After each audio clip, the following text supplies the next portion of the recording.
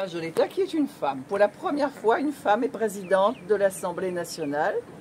Ce sont des combats qui ont été menés par toutes les Françaises et menés aussi ici à La Réunion pour que les femmes prennent des responsabilités. Et là, c'est vraiment une haute responsabilité. Vous imaginez 577 députés.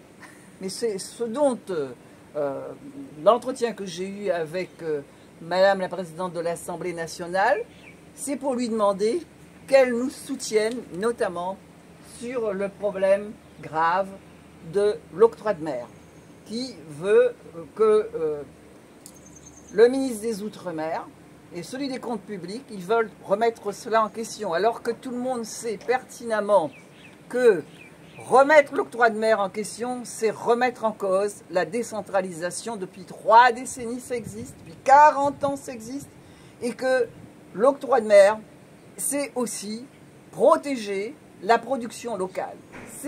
Si on s'attaque à l'octroi de mer, on s'attaque aux 15 000 personnes qui vivent de l'agriculture. Et ce que les Réunionnais savent aussi, c'est qu'il n'y a pas d'octroi de mer sur les produits de première nécessité. Et c'est pour cela que je demande le soutien de la présidente de l'Assemblée nationale pour que on ne fasse pas, on n'agisse pas avec une aussi grande brutalité. Je viens de recevoir aujourd'hui même un courrier du ministre de l'Outre-mer qui veut remettre vraiment en question cet octroi de mer qui fait vivre aussi les communes. Comment les collectivités vont fonctionner? Comment c'est? Prenez la commune de Trois-Bassins. 45% de son fonctionnement, c'est l'octroi de mer.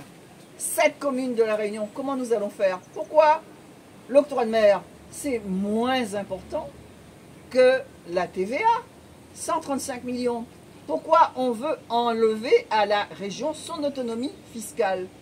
Et donc, c'est la grande question, et c'est pour cela que je me suis entretenue, notamment avec Madame la Présidente de l'Assemblée nationale, sur la nécessité de son soutien.